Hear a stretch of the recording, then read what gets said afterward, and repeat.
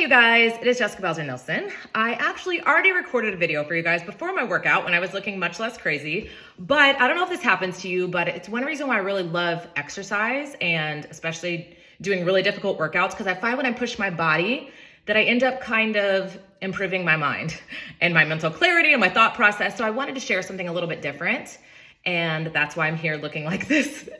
But some of you might agree with what I'm saying, and honestly, a lot of people might disagree. I feel like this kind of goes against some traditional teachings as far as mindset, but I realized this week it really helps me, and that's what I always promise to do, is share things that help me in hopes that they might help you too.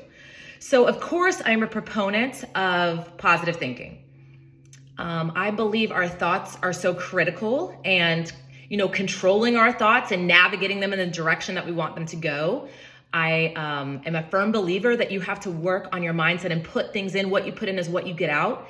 And it is just simply crucial to your life transformation, to actually being fully healthy instead of just in your body, but in your mind and your heart and your spirit. So number one, that is definitely the case. It's why I love being a coach. It's why I love wanting everyone to join my team, because that's something we do daily as we read and listen and watch things that improve our mindset.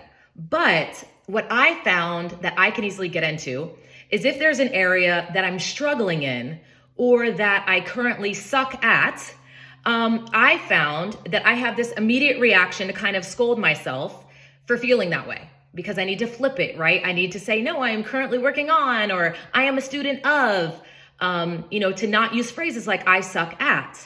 And even this week, there were two different instances that brought this to light for me. One was hearing a story from a leader in the mindset space, and he was actually playing Frisbee golf with his friends, and he found himself saying out loud, I suck at Frisbee golf.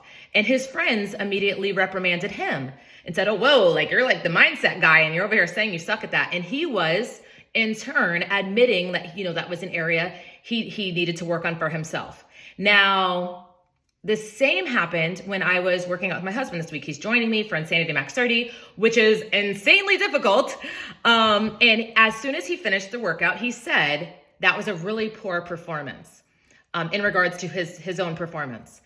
And I found my immediate reaction was to almost scold him, to not use those words, to not speak that into existence, to not say that out loud. But I caught myself, because I started to question why. If that is the truth and those are the facts, why can't we face the facts and own the truth?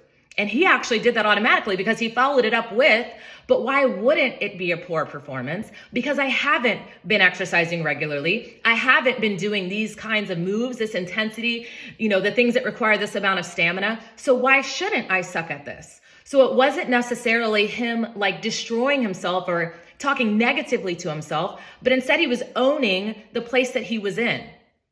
And I recognized it's okay to admit that we suck at something. It's okay to suck at something.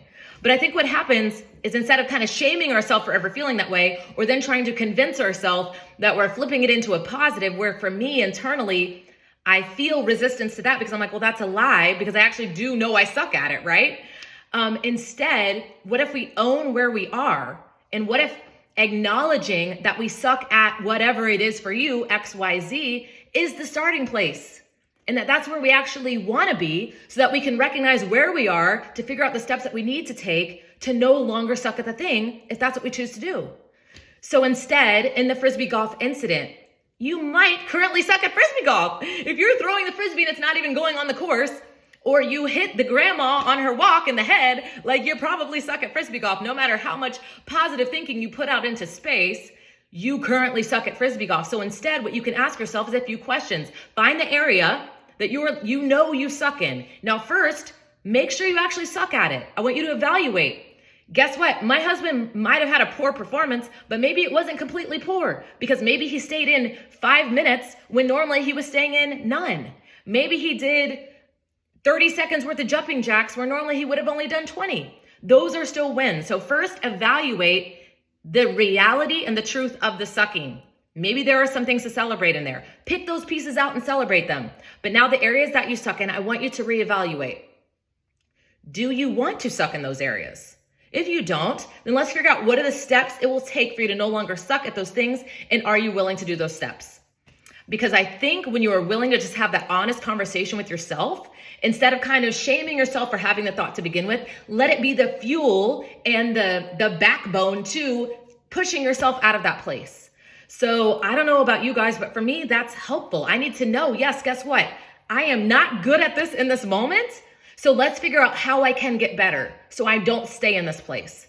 Or if I'm not good at this and I don't care, because guess what? I suck at pool. That is not a lie. You do not want me on your team if we were playing pool, but I also don't care that I suck at pool. So this isn't a defeating mindset. This isn't negative thinking. This is the facts, and I'm also not willing to do anything to change it. So for me, it's fine, and I can move about my day. But I'm still owning my truth, and I'm taking responsibility for my results moving forward. So wherever you're at, I want you to celebrate the suck. What do you suck at right now? Maybe you can't do a single push-up. Guess what? Let's start by doing one on our knees right now. Get down and try it. Maybe you suck at eliminating sugar from your diet.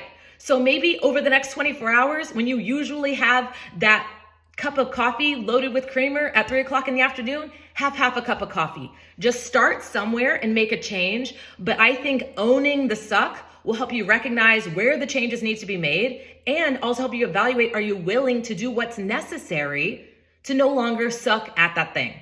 So I hope that made sense. I hope it potentially helped you. I'm always here to help you in any way I can. You can shoot me a message at jessicabowsernelsonfitness@gmail.com. It's what I do. I help you get fit from the inside out and help other people in the process too. Hope you guys are having a good day. Figure out what you suck at. I want to hear it.